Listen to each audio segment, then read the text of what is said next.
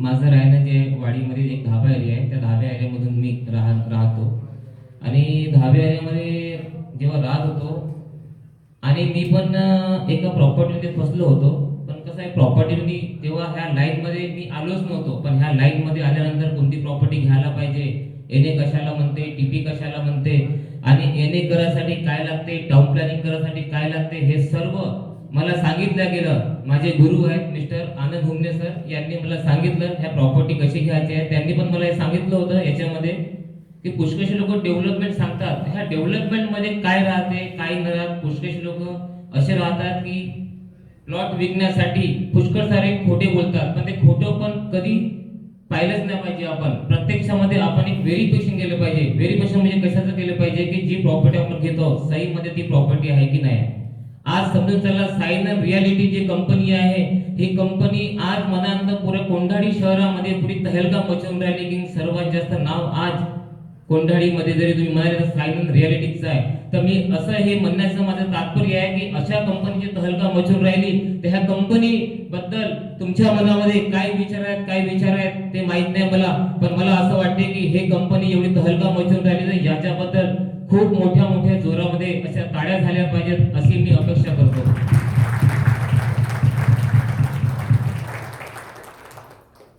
और एनएडीपी यानी क्या है कि बहुत से लोग ऐसे बोलते हैं कि एनएडीपी प्रॉपर्टी रहती है, लेकिन एनएडीपी प्रॉपर्टी का नॉलेज किसी को रहता ही नहीं है.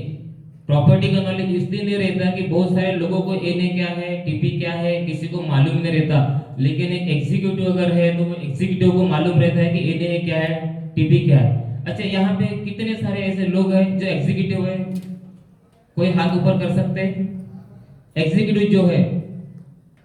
और कितने लोग जो आज इस मीटिंग के अंदर में वो नए आए हैं, प्लीज. अच्छा, इसमें से जो लोग नए आए हुए उनको मालूम है एनएडीपी क्या होता है? कोई बताएगा एनए का मतलब क्या होता है? जैसे आप आए, आपको पता है सर एनए क्या होता है? तो नॉन एग्रीकल्चर करने के लिए, सही है, नॉन एग्रीकल्चर करने के लिए अपने को क्या करना पड़ता है उसी के बारे में बताऊंगा. अच्छा, टीपी यानी क्या होता है? अच्छा, टाउन प्लानिंग करने के लिए क्या करना पड़ता? हेलो, कोई बताएगा टाउन प्लानिंग? उसी के बारे में बताऊंगा आपको. अभी मान के चलो, अगर 1 एकड़ जमीन अगर मेरी कंपनी अगर ले रही है, तो कंपनी ये 1 एकड़ जमीन लेने के लिए सबसे पहले वो खेत मालक का जो 7/12 है वो 7/12 चेक करती है. लेकिन कभी भी अगर आप चेक करेंगे तो 1 एकड़ जमीन में कभी भी प्लॉटिंग गिरती नहीं है. कम से कम 3 से 4 5 एकड़ जमीन होना जरूरी है उसमें. तो मान के चलो, अगर कंपनी ने अगर 10 एकड़ जमीन अगर लिया हुआ है तो 10 एकड़ जमीन सैंक्शनिंग करने के लिए जो लगती है प्रोसीजर, वो प्रोसेस मैं आपको बताऊंगा. लेकिन कंपनी का जैसे कि अगर काश्तकार सर ही है, काश्तकार जैसे आशुतोष सर है, आशुतोष की अगर मैंने अगर जमीन खरीद रहा हूं, अगर मैं कंपनी हूं, तो मैं ये देखूंगा कि इसको एने हो सकता है क्या, ये जमीन जो है ये जमीन गांवठान में बैठती है क्या. अगर वो जमीन अगर गांवठान में बैठेगी तो ही मैं वो जमीन परचेस करूंगा. उसके बाद में जो दूसरा जो प्रोसेस रहता है उसका एनए का, तो एनए करने के लिए जो 23 डिपार्टमेंट की एनओसी लगती है, ये एनओसी सही में इसको मिलेंगी क्या. तो कंपनी ये वेरिफिकेशन करती है 7/12 देने के बाद में. और टाउन प्लानिंग अधिकारी जो रहता है, वो टाउन प्लानिंग अधिकारी पूरा वेरिफिकेशन करता है उस बात का, इसको एने हो सकता है क्या. अगर वो एने हो सकता है तभी कंपनी ये जमीन परचेस करती है, अन्यथा परचेस करती नहीं है. और कंपनी अपने स्टैम्प पेपर के ऊपर में लिख के भी देती है, अगर आपका प्लॉट 35 महीने के अंदर में एनटीपी नहीं हुआ तो बैंक के पैसा वापस करेंगी. तो दोस्तों देखो, यहाँ पे जो आपको लिखा है एनओसी, जैसे कि जमीन अगर परचेस कर रही है, सॉरी सर बैक,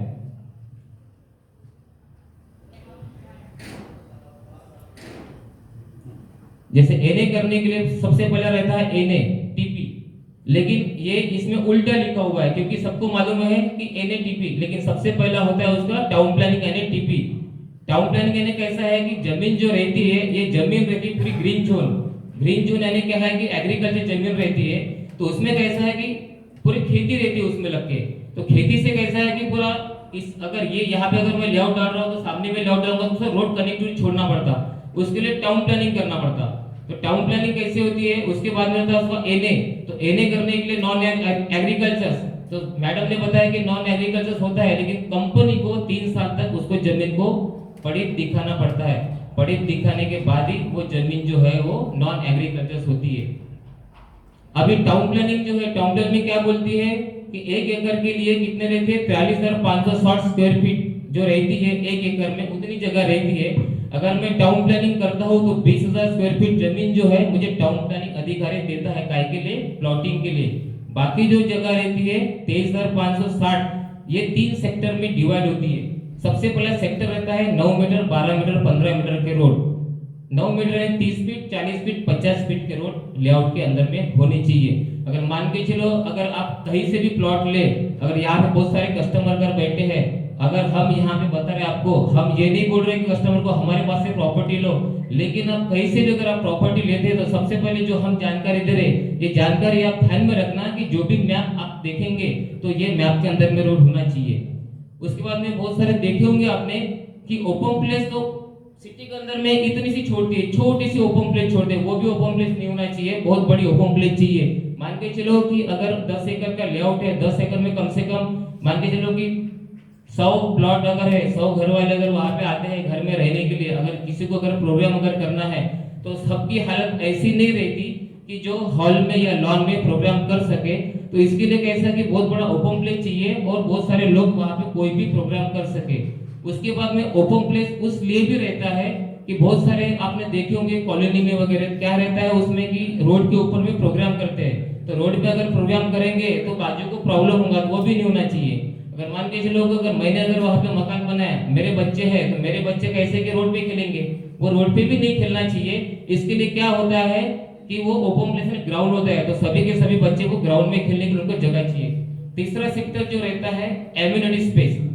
अभी एम्यूनिटी स्पेस इसलिए रहता है कि एक समाज के जब लोग आएंगे, मंदिर, मस्जिद, बौद्धविहार, गुरुद्वारा ये कहाँ पे बनेगा, उसके लिए बहुत बड़ा ओपन प्लेस छोड़ना पड़ता है। तो वो वाला ओपन प्लेस जो रहता है वो एम्यूनिटी स्पेस, ये होता है एनए के लिए, टीपी वो ये होता है पूरा टीपी के लिए। टीपी में जैसा रहता है ये पूरा का पूरा उसमें सैंक्शन रहता है। उसके बाद में आपने देखे होंगे अभी सर ने तीनों के तीनों एनओ के ऑप्शन बता दिए। अच्छा, 32 नंबर का किसी का रजिस्ट्री हुआ है अभी तक? किसी का हुआ है रजिस्ट्री अभी तक यहाँ पे? अच्छा, किसी ने इन्वेस्टमेंट किया हुआ है वो हाथ खड़े कर सकते हैं। किसी की रजिस्ट्री नहीं हुई? कोई कस्टमर बैठे हैं प्लीज? आपकी हुई है सर? कहाँ की हुई? 2-3 प्लॉट की हुई है, फ्लैट की हुई है। अच्छा, तो फ्लैट में तो इधर में वो ये रहता नहीं है। 32 नंबर पता नहीं वो नंबर। अच्छा, ये 32 नंबर है कैसा है कि इंडस्ट्रियल एरिया रहता है इसका, जैसे लिस्ट के ऊपर में जमीन रहती है उसका एरिया रहता है। उसके बाद में एरिया रहता है परमानेंट रेजिडेंशियल एरिया, इसको बोलते हैं अपन जो जहाँ पे अपन रहते हैं, यानी वो परमानेंट है, वो कभी कैंसलिंग नहीं होगा, तो वो रेजिडेंशियल यानी कि वो परमिशन रहते हैं। उसका 36 नंबर के एरिया, तो वो कैसा कि टेम्पररी एरिया रहता है। टेम्पररी ऐसा कि सबसे पहले वो टेम्पररी एरिया ही करना पड़ता, उसके बाद में वो 34 में वो कन्वर्ट होता है। तो बहुत सारे लोग मालूम है क्या उसी में ये रहते हैं 36 में। तो सबसे पहले जहां से भी अपन प्रॉपर्टी ले रहे हैं उसका एनए होना चाहिए कितने नंबर का? 34 नंबर का। सर नेक्स्ट, अभी 34 नंबर का जो एनए है उसके लिए जो अगर जमीन अगर मैं सैंक्शनिंग करता हूँ तो उसके लिए क्या करना पड़ता है? सबसे पहले लगती है कोर्ट की एनओसी। कोर्ट की एनओसी इसलिए लगती है, अगर मेरे पास में अगर 10 एकड़ जमीन है तो मेरे पास में भाई बहन सभी रहते हैं, किसी का फैमिली मैटर इसमें नहीं होना चाहिए। फैमिली मैटर नहीं होना चाहिए इसलिए कोर्ट की एनओसी लाना पड़ता है कि यहाँ पे किसी प्रकार का कोई भी प्रॉब्लम नहीं है। उसके बाद में दूसरी एनओसी यहाँ पे रहती है जातिवाद की। अभी जातिवाद की एनओसी बोलने से कैसा है कि उसमें जो रहते हैं गोंड गवारी आदिवासी की जो जमीन रहती है, ये भी जमीन वो होना नहीं चाहिए, तो कम से कम 50 साल पहले का रिकॉर्ड इसमें से निकाला जाता है, जिसको बोलते हैं जातिवाद एनओसी। उसके बाद में रेलवे डिपार्टमेंट रहता है। अभी रेलवे इधर से यवतमाल की तरफ से गई है, किसी ना किसी से खेत में से तो गई है। उसके बाद में अगर मान के चलो अगर मैं वहां पे अगर लेआउट डाल रहा हूँ तो मेरे लेआउट से भी जा सकती है रेलवे, लेकिन रेलवे डिपार्टमेंट ये देखता है कि आने वाले 20 साल के बाद में भी इस लेआउट से रेलवे जाएंगी नहीं, तो वहां से इन्वेस्ट करना पड़ता है। उसके बाद में नेशनल हाईवे, अगर हाईवे में अगर मैं प्लॉट डालता हूँ, हाईवे प्लॉट डालने के बाद में कम से कम 75 मीटर जगह छोड़ना पड़ता है, वो छोड़ने के बाद ही प्लॉटिंग सैंक्शनिंग मिलती है। बहुत सारे देखे होंगे आपने कोंडाडी में लेआउट, तो हाईवे को लोग के डाले, वो सैंक्शनिंग तो कभी होगा ही नहीं उनका, एक खेती छोड़ के ही होगा। तो अपनी कंपनी कैसे कि एक खेती छोड़ के ही लेआउट डालती है। उसके बाद होता है स्टेट हाईवे। स्टेट हाईवे अगर आप देखेंगे तो काटोल रोड जो कोंडर से जो काटोल रोड गया वो स्टेट हाईवे, नेशनल हाईवे बोलेंगे तो अमरावती रोड है, तो हाईवे से भी छोड़ना पड़ता है, वो हाईवे भी अपना लेआउट नहीं जाना चाहिए, उसके अनुसार रहती है। उसके बाद में पीडब्ल्यू डिपार्टमेंट, जो कंपनी हमारे जो कच्चे रोड जो बना के देंगी उसको बोलते हैं कच्चा रोड, तो उसको सीमेंट या डांबर कौन करके देगा, उसका अधिकार है पीडब्ल्यू डिपार्टमेंट। तो ये पीडब्ल्यू डिपार्टमेंट जो है उसके अनुसार लाके देती है। उसके बाद में तार विभाग के अनुसार रहते हैं। तार विभाग यानी कि समझ के चलो कि जो हाई टेंशन लाइन वगैरह होती है, तो हाई टेंशन लाइन कैसा है कि अगर ये हाई टेंशन अगर मेरे लेआउट के अंदर में है, 30 फीट जगह इधर 30 फीट जगह उधर ऐसे छूटना चाहिए, तो उसके बाद में उसके अनुसार लगती है। उसके बाद में विद्युत अधिकारी की एनओसी इसलिए लगती है कि 4-5 मकान अगर मान के चलो उस लेआउट में बने, तो ये यानी पूरी बिजली के जो पोल रहते हैं वो डाल के देंगे। पहले डाल के क्यों नहीं देते, क्योंकि बड़े बड़े हवा तूफान से जो रहता है, हवा तूफान से बहुत सारे बिजली के पोल या बोलो ये अपने झाड़ उखड़ जाते हैं, तो बिजली के पोल है, अगर कोई अगर एक्सीडेंट वहां पे हो गया, कोई तार से अगर चिपक गया, तो एक आदमी का भी मकान वहां पे बनना चाहिए कि कोई भी कंप्लेंट वो विद्युत अधिकारी को करे। तो इसलिए पहले डाल के नहीं देती, 4-5 मकान जैसे बने वैसे वो डाल के देते हैं। उसके बाद जल अधिकारी इसलिए लगती है कि यहाँ पे जो लोग रहने आएंगे उसको पानी की सुविधा कौन करेंगे, देगा जल अधिकारी परमिशन। उसके बाद में एसआरपीएफ, सीआरपीएफ, माडा, वायुसेना area, airport area, Juhu project, irrigation department, MRDC area, पर्यावरण मंत्री और डब्ल्यूसीएल की एनओसी इसलिए लगती है कि तुम्हारा कोई भी प्रोजेक्ट हमारे लेआउट के आसपास में नहीं होना चाहिए। अगर मान के चलो अगर वो लेआउट ये लेआउट के 1.5 किलोमीटर के रेडियस में अगर वो अगर कोई डालता है तो सैंक्शनिंग ही उसको मिलेंगी नहीं। उसके बाद में जिला अधिकारी की परमिशन लगती है, तो सभी जिला जहाँ पे अपने टैक्सेस वगैरह भरा जाएंगे वो ग्राम पंचायत में है, लेकिन जिला जो है वो जिला अधिकारी की परमिशन लगती है। उसके बाद में रहता है ग्राम पंचायत की एनओसी, तो यहाँ पे टैक्सेस कौन लगा के देंगे, तो ग्राम पंचायत की एनओसी लगती है। उसके बाद में महाराष्ट्र राज्य परिवहन मंत्री की एनओसी, जहाँ पे अपना लेआउट है तो 2 किलोमीटर के रेडियस में 2 किलोमीटर के रेडियस में एक गवर्नमेंट की बस जाना चाहिए। बस क्यों जाना चाहिए, मान के चलो अगर किसी को अगर हॉस्पिटल अगर करना पड़ा तो बस की सुविधा चाहिए, तो इसलिए उसी एनओसी लगती है। उसके बाद में एनओसी लगती है कि आरोग्य मंत्री की एनओसी, आरोग्य मंत्री की एनओसी इसलिए लगती है उसमें अगर मैं लेआउट के अंदर में अगर मैं मकान बनाता हूँ, अगर मुझे सांप ने बिच्छू ने अगर काटा तो मैं नागपुर आते आते मर जाऊंगा, तो 4 किलोमीटर के रेडियस में गवर्नमेंट का बहुत बड़ा हॉस्पिटल चाहिए, तो उसकी भी एनओसी लगती है आरोग्य विभाग की। इसी के साथ में ये जो मैंने आपको बताया, धन्यवाद तुषार सर, धन्यवाद चकोले सर। बहुत बहुत धन्यवाद सर आपका, आपने बहुत ही वैल्यूएबल इंफॉर्मेशन दी।